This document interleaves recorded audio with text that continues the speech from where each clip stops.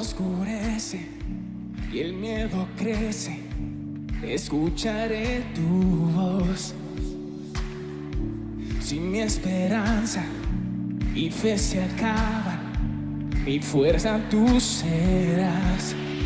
Cuando creo que no hay valor en mí, Dios lo encuentro en ti.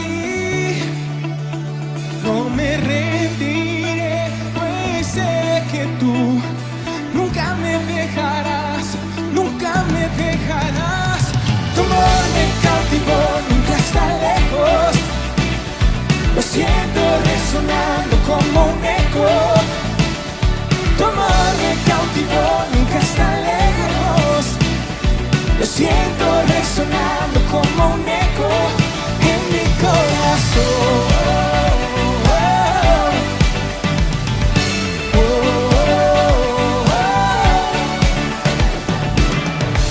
En cada etapa tú me recuerdas tus promesas a mí. No hay quien detenga lo que tú empiezas hasta que llegue al fin. Cuando creo que no hay valor en mí, Dios lo encuentro en ti. No me rendiré, pues sé que tú nunca me dejarás, nunca me dejarás. ¡Fuerte! Tu amor me cautivó, nunca está lejos. Lo siento resonando como un eco. Tu amor me cautivó, nunca está lejos. Lo siento resonando como un eco en mi corazón.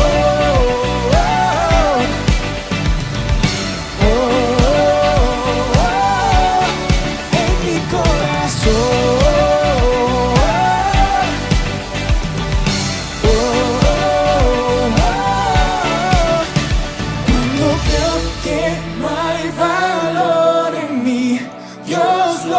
Encuentro en ti. No me rendiré, pues sé que tú nunca me dejarás, nunca me dejarás. Tu amor me cautivó, nunca está lejos. Lo siento resonando como un eco. Tu amor me cautivó, nunca está lejos. Lo siento resonar, resonar. Tu amor me cautivó, nunca está lejos. Lo siento resonando como un eco. Tu amor me cautivó, nunca está lejos. Lo siento resonando como un eco en mi corazón.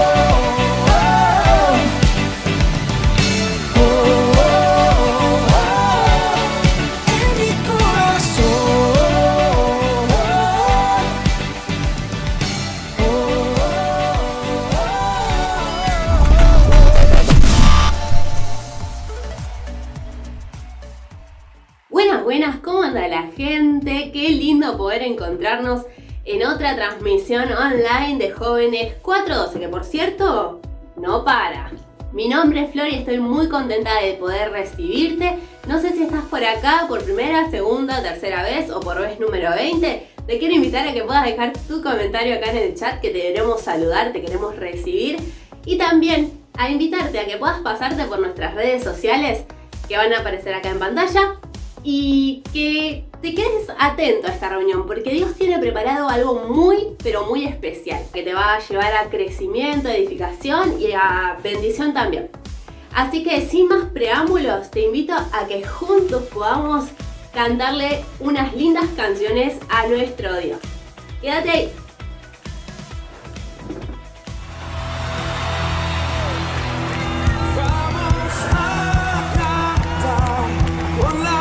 Música del cielo, vamos a cantar, alegres porque escuchas cuando cantamos para exaltar tu nombre.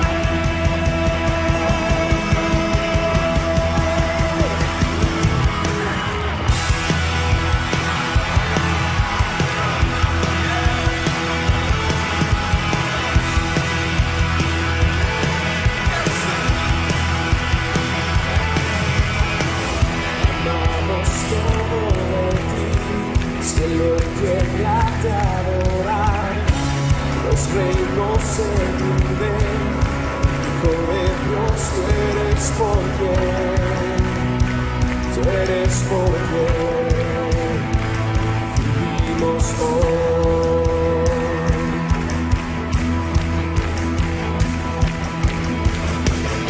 Eres quien nos liberta, eres la luz que guía, como fuego ardiente, Hijo de Dios, tú eres por quien, tú eres por quien vivimos hoy.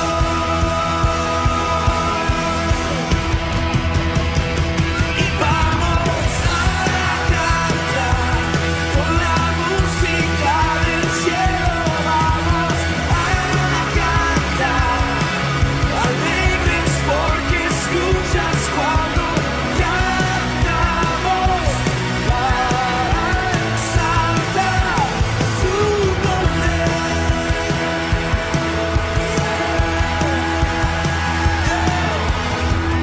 Amamos todo de ti, cielo y tierra te adoran, los reinos se rinden, Hijo de Dios, tú eres por quien vivimos hoy. Jesús,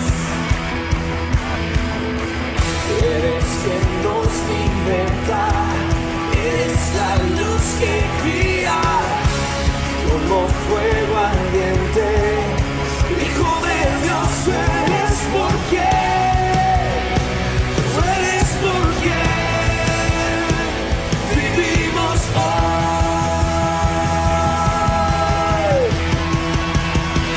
Y vamos a cantar con la música del cielo, vamos a cantar alegres porque escuchas cuando cantamos para exaltar tu nombre.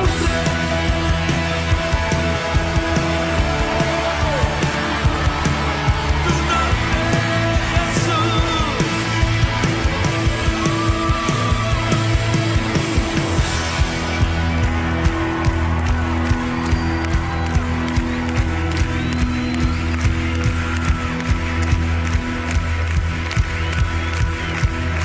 Vamos a cantar con la música del cielo, vamos a cantar alegres porque escuchas cuando cantamos para exaltar tu nombre. Y vamos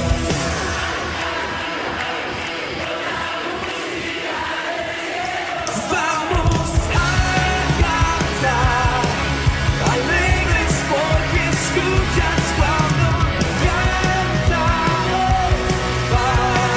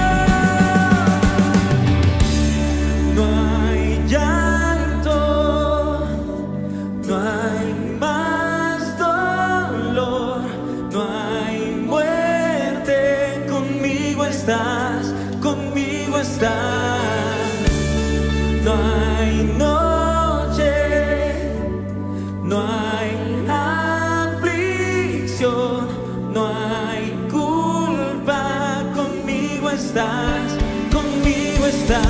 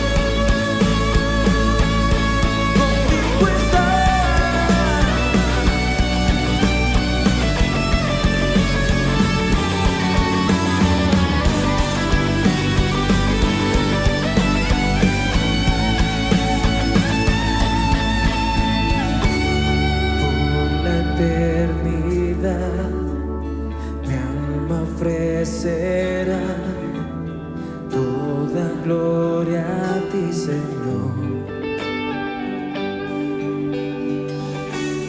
Por la eternidad mi alma ofrecerá toda gloria a ti, Señor. Por la eternidad será toda gloria a ti, Señor.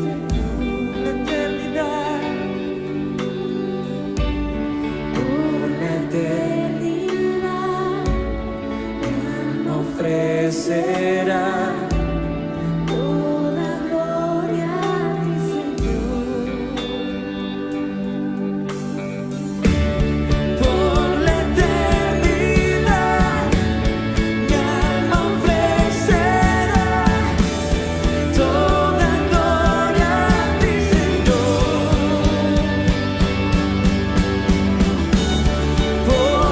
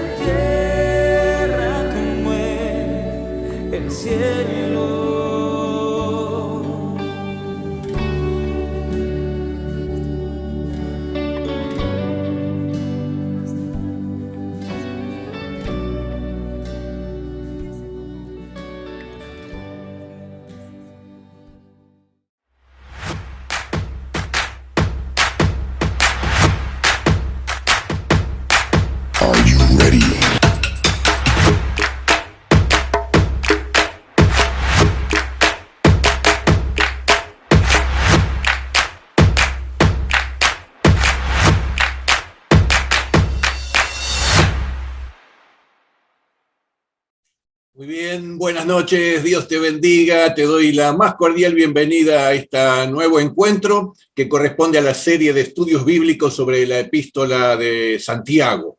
Hemos ya tenido una primer parte donde hemos hecho una semblanza de la persona de Santiago y donde hemos podido ser inspirados para que, bueno, podamos también ser imitadores de lo que fue la vida de Santiago, de las características de vida de Santiago.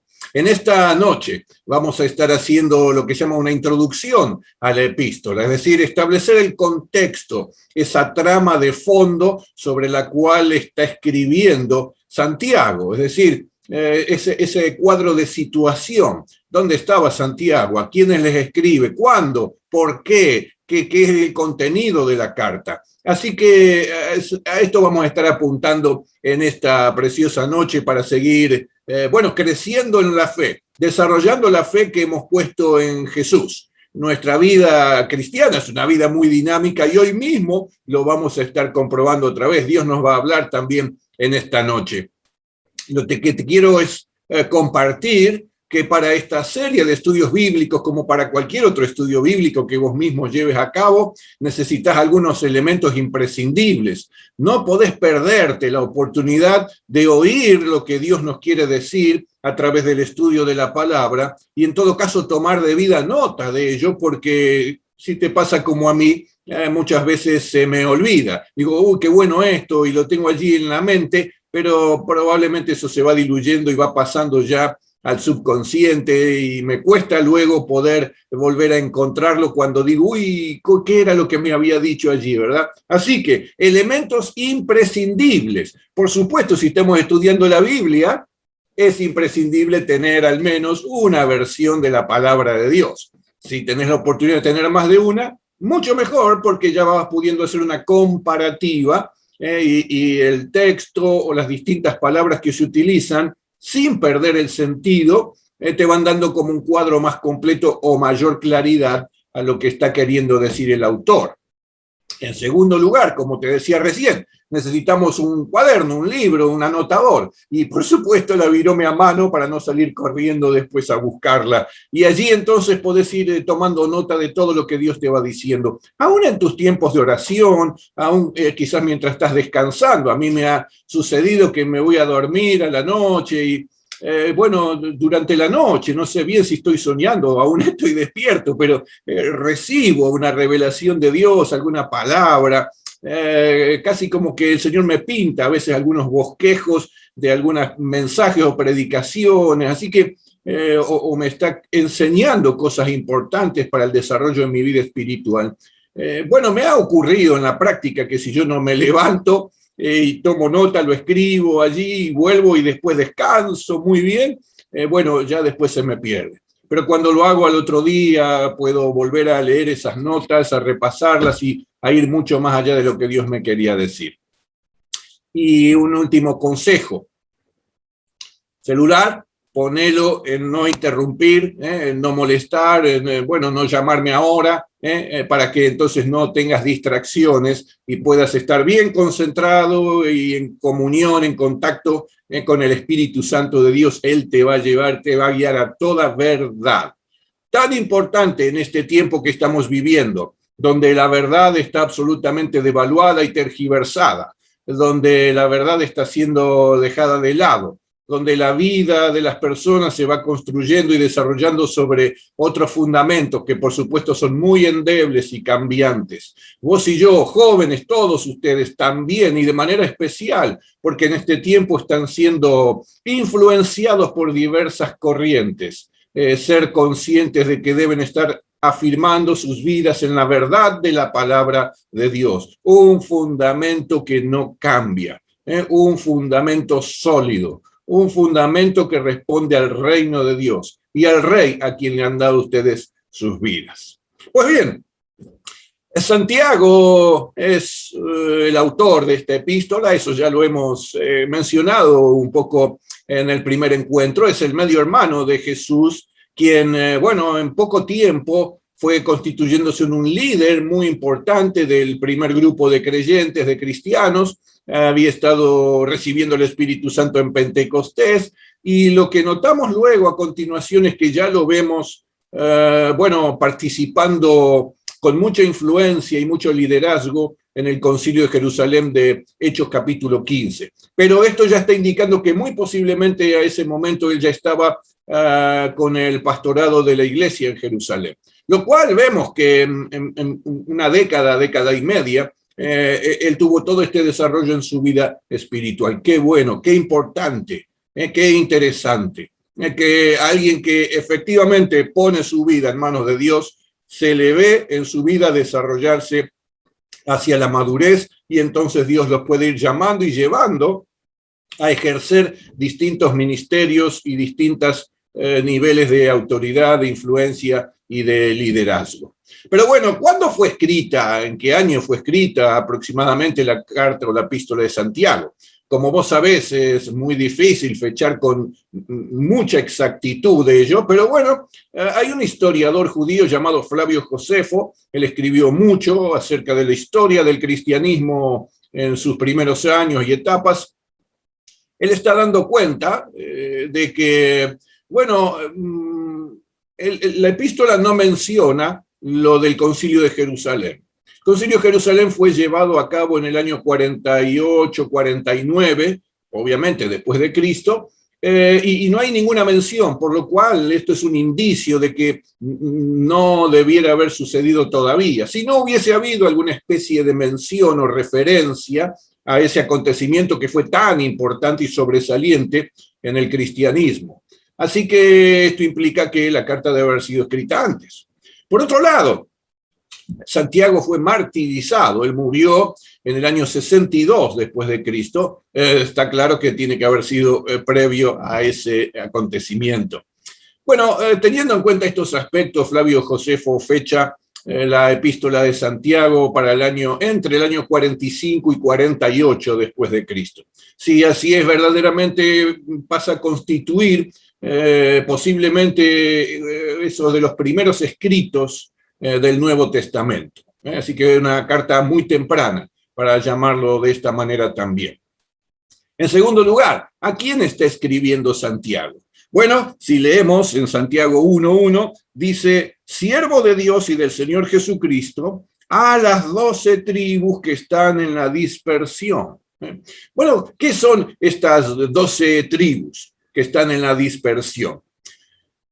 Si vos te acordás, allí en Hechos capítulo 6, cuando se había presentado una dificultad y una especie de discusión entre la viuda de los hebreos y las viudas de los que no eran hebreos, a quienes las iglesias ayudaban, y se ve que había como un comedor comunitario también en aquella época, y se les compartía los alimentos. Y allí hubo una discusión casi de celos, porque decían que a algunos les servían más que a las que no eran de los hebreos. Así que en esa dificultad aparece la propuesta de que se eligieran a servidores, a diáconos. Y los apóstoles, cuando recibieron esta queja para que la resolvieran, ellos dijeron y sugirieron el mecanismo, la metodología, la estrategia. Elijan de entre ustedes varones llenos del Espíritu Santo, fieles, íntegros, con espíritu de servicio, etc. Así que entre todos los que eligieron allí está también Esteban.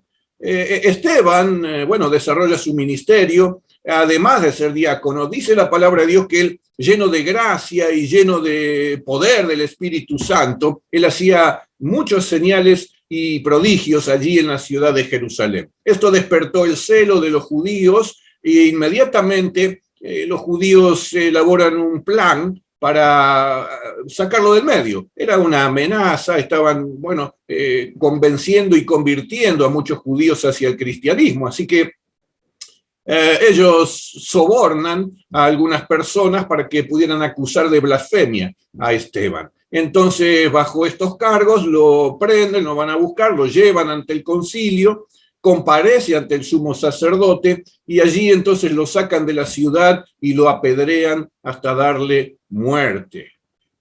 Bueno, ya estamos allí por el capítulo 6-7 de Hechos.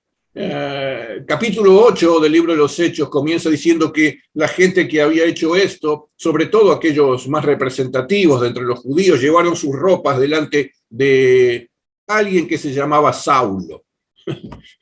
Saulo, bueno, respaldado por el Imperio Romano y las autoridades romanas, tenían concedido permisos también, como sabés, para perseguir a los cristianos, buscarlos por las casas, encarcelarlos, etc. Así que era como llevarle una ofrenda a este Saulo. Bueno, en aquel mismo momento, además de que Saulo, por supuesto, consintió y aprobó la muerte de Esteban, dice el texto de Hechos que se desató una gran persecución en Jerusalén contra todos los judíos que se habían convertido al cristianismo. Así que una gran persecución de esos judíos y de algunos gentiles que ya también estarían, bueno, encontrando a Jesús como su salvador personal. Así que esto es lo que se llama la diáspora. Ellos fueron dispersados por diversos lugares de Judea, de Samaria también, de Palestina en definitiva, y bueno, comenzaron a predicar o continuaron con la predicación del Evangelio. Ellos no cesaron de anunciar a Cristo y a su Evangelio. Así que es a ellos a quienes Santiago les está escribiendo. En primer lugar, por supuesto, digo en primer lugar a ellos, esto es lo que históricamente corresponde afirmar, pero en segundo lugar hay una connotación que va más allá de lo histórico y es una connotación profética que tiene esta epístola, es decir, está escrita obviamente para todos los creyentes. No podríamos no considerar esta epístola que está dentro del canon bíblico como que contuviera un mensaje que también es pertinente para nosotros en esta época y para toda época. Así que de esta manera también nos está alcanzando a nosotros con esta enseñanza. Claro, no estamos en aquella época, no estamos bajo ese contexto, pero igualmente tiene valor muy importante para el desarrollo de nuestra vida espiritual. Bueno, ¿qué está escribiendo Santiago? ¿Cuál es el contenido de su carta? ¿Qué es lo que podemos encontrar de manera general, ¿no es cierto? Y claramente entonces encontramos que la epístola de Santiago es una carta eminentemente práctica. No, podríamos decir casi como que es solo un tratado teológico, pero obviamente tiene teología, pero a partir de ello deriva inmediatamente cómo es la aplicación práctica de esa enseñanza, de esa doctrina o de esa teología en todo caso. Bueno, la está compartiendo de acuerdo incluso a la enseñanza de Jesús y de los apóstoles. Así que no está presentando nada personal, sino viene siendo la transmisión del Evangelio de la manera más directa posible desde su misma fuente que había sido Jesús. Jesús. Por eso tiene muchas similitudes con la manera en que está presentado el Sermón del Monte. ¿Te acordás? El Sermón del Monte tiene mucha aplicación práctica. Dice cómo debemos vivir aquellos que somos de Cristo, en contraste con cómo viven aquellos que no son del Señor. Así que hoy podríamos preguntarnos, en todo caso, ¿cómo debe vivir una persona que dice pertenecer al reino de Dios? Una persona que es ciudadano del reino de los cielos. ¿Cómo vive hoy un seguidor, un discípulo de Cristo? ¿Cómo se distingue, cómo se diferencia su vida de alguien que no tiene esta experiencia tan profunda y preciosa? Bueno, ante las pruebas y persecuciones que estaban teniendo, por eso te habían salido de Jerusalén, aquellos judíos creyentes, aquellos hebreos ya creyentes, seguidores y discípulos de Cristo, algunos de ellos ya se apartaban de la vida y del camino del Señor, de las enseñanzas bíblicas, y iban adoptando entonces la manera de vivir, los principios y los valores de vida que el mundo estaba ofreciendo. Así que ellos se acomodaban al mundo, quizás por no querer soportar esa presión y esa persecución, quizás porque su fe era débil, quizás porque suponían que era más conveniente. Bueno, lo cierto es que muchos de ellos vivían más como aquellos que pertenecían al mundo que como alguien que efectivamente pertenecía al reino de Dios. Bueno, ellos eran indiferentes entonces, se transformaron en personas indiferentes a la palabra, a las enseñanzas apostólicas, y sus vidas ya no estaban dando evidencia de que verdaderamente eran seguidores de Cristo. Así que el contenido es ese. A partir de lo que se llama la ortodoxia correcta, es decir, la doctrina correcta, muchos le llaman la sana doctrina, la enseñanza pura de la palabra de Dios, de la enseñanza de Jesús. A partir de eso también hay que vivir de manera correcta. Esta enseñanza debe estar reflejada en nuestra propia vida, en nuestros propios comportamientos. Así que hay que tener la ortodoxia correcta y la ortopraxis, la práctica correcta también de estas enseñanzas. Esto es integridad, esto es ser íntegro, vivir de acuerdo al Evangelio de Cristo. Cuando así lo hacemos, ahí se desata poderosamente el fruto que la palabra de Dios trae a nuestra vida. Ahí podemos experimentar lo que es la vida abundante que Jesús nos regaló y nos ofreció. Así que no podemos sino tener muy seriamente en cuenta lo que Santiago nos va a estar hablando de aquí en más en esta serie de estudios bíblicos. Ambas cosas son inseparables, no se puede separar la teoría de la práctica, al menos en lo que respecta al Evangelio de Cristo.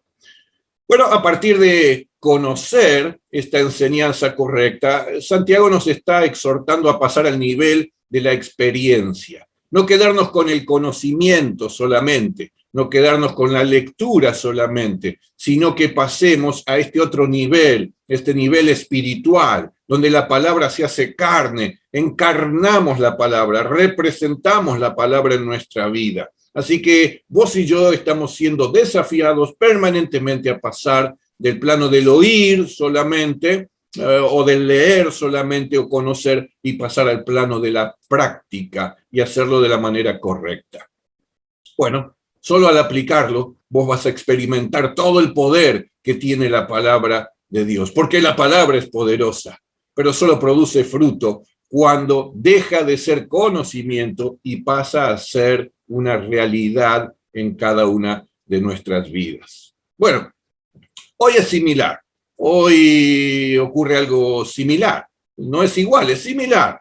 Allí había persecución. Bueno, hoy podríamos decir que estamos siendo fuertemente influenciados por muchas corrientes filosóficas que andan por allí, de muchas ideologías diabólicas que se han infiltrado fuertemente ya en ámbitos educativos y de edades tempranas. Como vos sabés, la enseñanza sexual integral, allí en las escuelas, desde los primeros grados primarios, ya obviamente en la secundaria, cuánto más está presente esto de manera muy activa en las universidades. Así que vos lo conocés porque estás en esos lugares y en esos espacios. Así que están allí estas ideologías diabólicas, estas estrategias satánicas que producen desviaciones y perversiones aún sexuales, en donde efectivamente a lo bueno se le llama malo y a lo malo bueno. Está claramente establecido en este tiempo esta realidad. Encontramos absoluto relativismo moral, encontramos en definitiva un severo proceso de degradación del ser humano. Esto implica el tomar distancia y abandonar aquellos valores y principios que fundamentan cualquier sociedad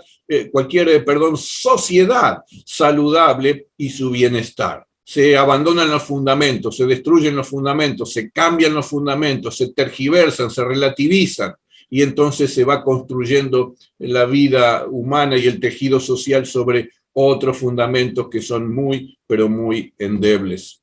Esto es lo que yo llamo también el pasar de la ética de la integridad a pasar a la ética de la personalidad.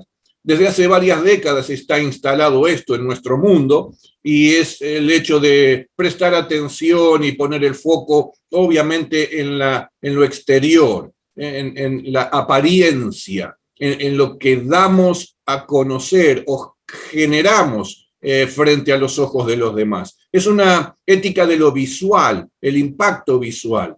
Es la ética de los asesores de imagen, viste que, fueron surgiendo en las últimas décadas, sobre todo con los políticos. ¿Por qué? Porque tienen que captar interés, tienen que generar determinados estados de ánimo, tienen que mostrarse como esas personas que van a responder a todos los problemas y necesidades que los demás tienen. Así que hay estrategias comunicativas muy bien delineadas como para captar y manipular a aquellos que se pueda, por supuesto, también. Ahora, ¿qué pasa dentro de esa persona? ¿Es una persona moral? ¿Es una persona ética? Verdaderamente lo que expresa como interés por el bienestar de todos, sobre todo por los más pobres, los más desposeídos, los que tienen menos oportunidades, ¿verdaderamente es así? Hay una falta de integridad absoluta, hay un quiebre absoluto de integridad. Ya nadie se pregunta ni le debe interesar, así viene propuesto, cómo vive esa persona. ¿Es violento en su hogar? ¿Es violento a su esposa, a sus hijos? ¿Los maltrata? ¿Es infiel a su esposa? ¿Tiene dos familias? ¿Roba? No importa. Ya no se fija en eso. Bueno, es esta ética solo de la personalidad, lo que queda delante, la fachada. Así que eso precisamente es un proceso de desintegración del ser humano. Y obviamente de la sociedad, porque está compuesta por los seres humanos. En esta corriente, en este contexto que nosotros vivimos hoy en día, ustedes jóvenes están viviendo esto todos los días, en todo momento, no solo en el ámbito académico, sino en los trabajos, en las amistades, en los medios de comunicación, está presente en todos lados y es muy fuerte, y déjeme decirle, está causando serios daños. Y quiero ir más allá, no tan solo a niños, a jóvenes, adolescentes y aún a algunos adultos, sino también a algunos creyentes. Qué triste y qué lamentable es ver que algunos creyentes son engañados y arrastrados a la confusión y al error. Algunos creyentes están cayendo en la trampa. No quiero establecer el grado de profundidad en la cual están cayendo en estos abismos, pero la verdad es que están cediendo en alguna u otra medida, pero también están entonces quebrantando esta ética de la integridad, están saliendo y abandonando esto y comenzando a adoptar al menos parte de estas corrientes filosóficas e ideológicas que están a nuestro alrededor. Una de las maneras en las cuales vos y yo, todo creyente, podemos responder a esta situación es vivir fielmente la palabra. Santiago lo está proponiendo en su carta y ya lo vas a poder notar en los próximos encuentros. Pero allí entonces encontramos que Santiago nos recuerda que si somos de Cristo, nuestra vida debe responder a la ética del reino de Dios y no a la ética de este mundo. El eje de la ética del Evangelio de Cristo es la integridad. Eso es lo que marca la diferencia, porque es precisamente lo que nos santifica, lo que nos hace distintos, lo que nos separa del mundo en cuanto a su manera de vivir. Por último, tu vida representa al reino de Dios. La palabra dice claramente que somos embajadores de Cristo. Estamos representando al reino de Dios aquí en la tierra. La pregunta es, ¿cómo vive alguien que pertenece a ese reino? ¿Cómo debe vivir alguien que pertenece a ese reino? ¿Cómo vive el embajador del reino de Dios aquí en la tierra? ¿Cómo vive la embajadora del reino de los cielos aquí en la tierra?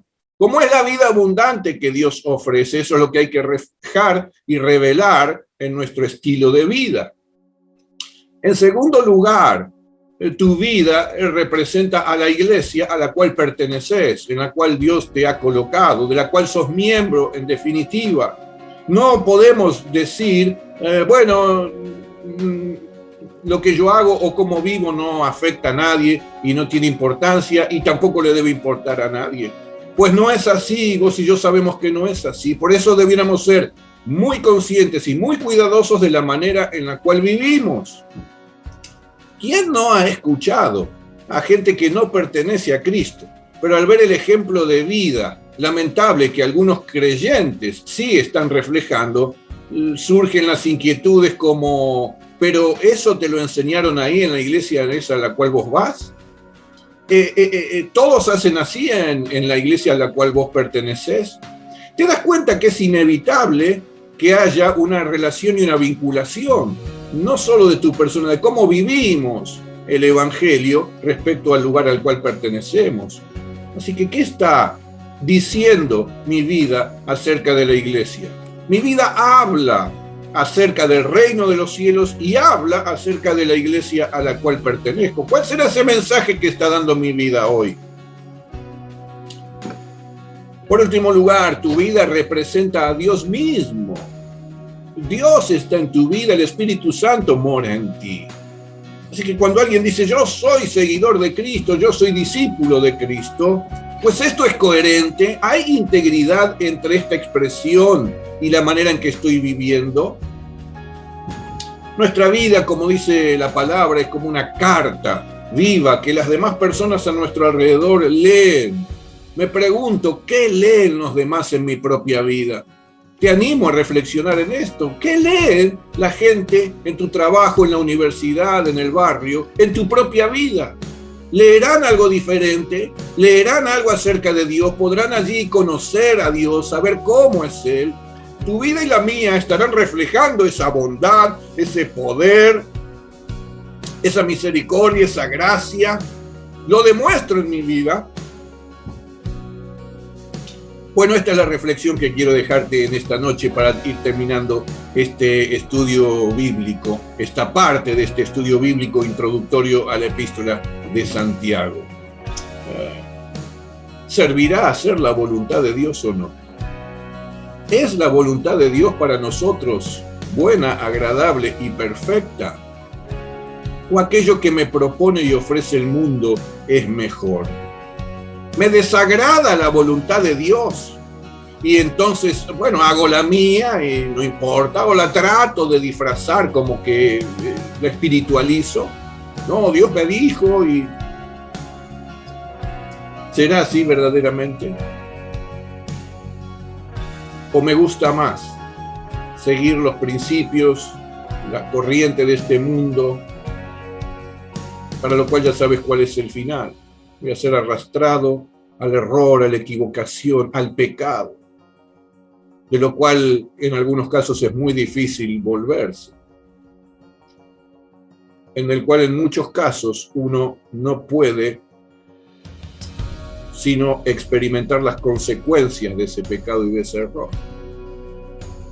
Jóvenes, los animo a anotar, a revisar, a releer la palabra, las anotaciones y en oración deja que el Espíritu Santo te hable. Él nos habla y habla con toda claridad. Le podemos comprender, podemos saber perfectamente qué nos está diciendo y qué nos está pidiendo o demandando. Así que te animo para que vos también en este tiempo te levantes como un verdadero siervo o sierva de Jesucristo, como verdaderos discípulos del Señor, a que en unidad, en compañerismo, se ayuden y se sostengan unos a otros para poder así vencer toda influencia que pueda provenir del mundo. Entonces Dios se va a glorificar más en sus vidas y en todo lo que hagan en su nombre. Hay que tener valentía, hay que tener coraje, como la palabra le decía a Josué, Dios le decía a Josué, esforzate y sé valiente, tené coraje, no tengas temor, pero no abandones nunca la ética de la integridad, la ética del reino de Dios. Ya allí estamos en terreno blando, en arenas movedizas, y el enemigo es astuto y va a tratar de poner lazo y atadura en tu vida también. Te bendigo en esta noche, gracias por este tiempo. El próximo sábado ya ingresamos al texto concreto a partir del versículo 2, así que prepárate, está en oración, tener la Biblia a mano, léela, repasala, aún previamente, y acordate de, buscar, escribir y anotar todo lo que Dios ponga en tu corazón. Bendito sea el Señor por la vida de todos y cada una de ustedes. Amén.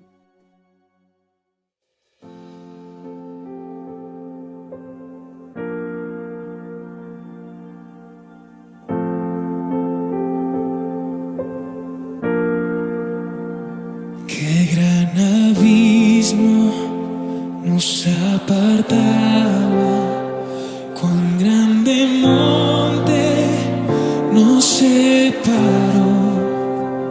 En mi angustia miré al cielo, clamé a ti en mi oscuridad, y en mis tinieblas tu amor perfecto apareció y me rescató. Él ha vencido, lo hizo todo, mi esperanza está en Jesús.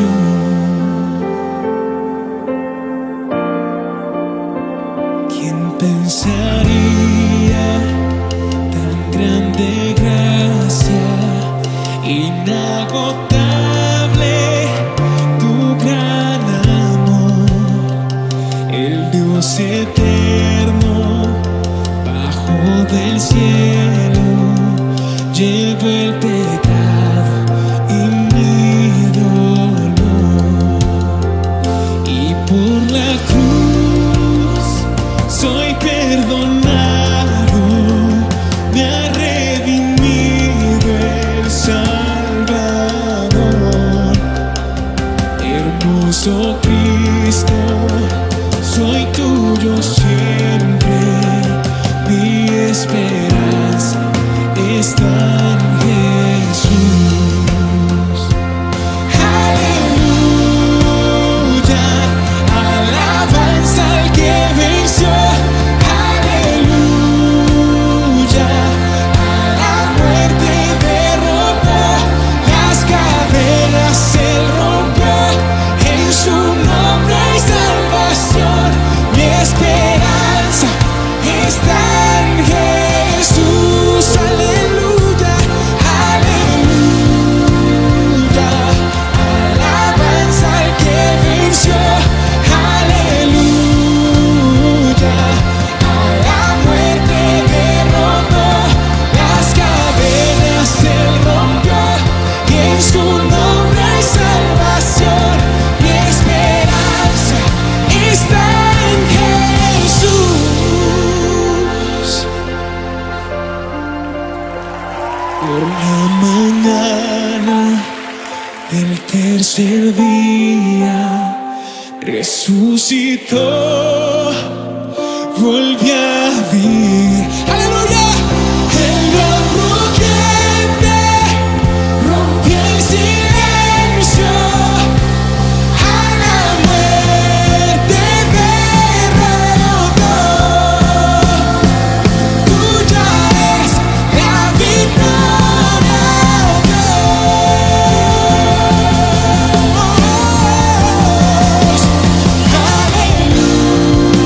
Aleluya,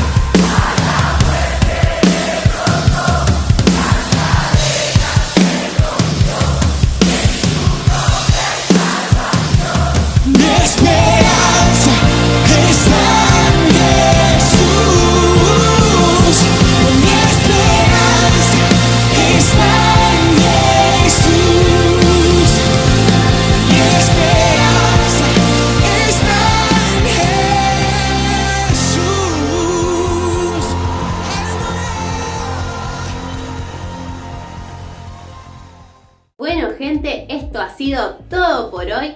Muchas gracias por haberte quedado del otro lado de la pantalla. Espero que te haya sido de mucha bendición. Damos gracias a Dios por la vida de nuestro amado Pastor Ernesto.